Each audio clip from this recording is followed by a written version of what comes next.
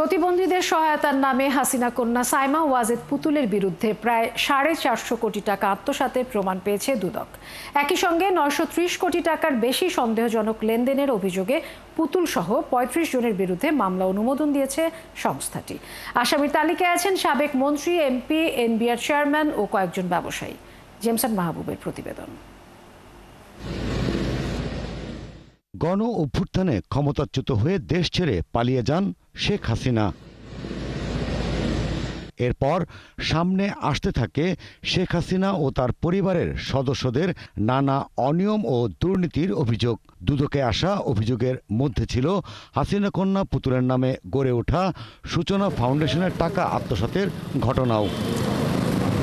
অনুসন্ধানে সূচনা ফাউন্ডেশনের নামে পুতুলের অর্থ লুপাট সহ বিস্তর দুর্নীতির প্রমাণ পায় দুদক। সেই নথি বলছে সূচনা ফাউন্ডেশনের নামে 450 কোটি টাকা আত্মসাৎ এবং 930 কোটি টাকারও বেশি সন্দেহজনক লেনদেন করেছেন পুতুল।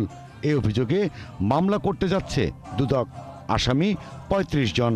প্রতিবন্ধীদের কল্যাণে কাজ করার কথা ছিল, বাট তাদের কল্যাণার্থে কোনো অর্থ ব্যয় না করে এই টাকাটা আত্মসাৎ করা হয়েছে।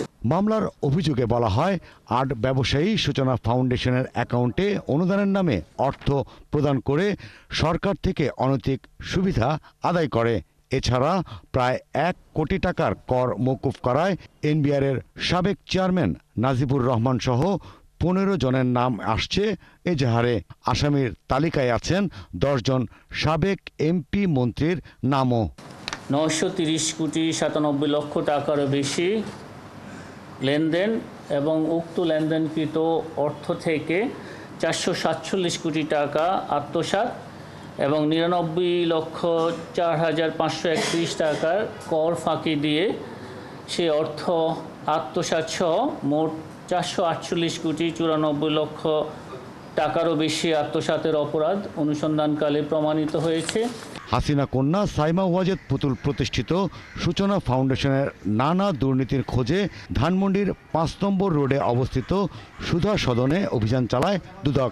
এই বাড়িটি সহ সূচনা ফাউন্ডেশনের বেশ কয়েকটি ঠিকানা ব্যবহার করলেও কোনোটির অস্তিত্ব খুঁজে পায়নি সংস্থাটি।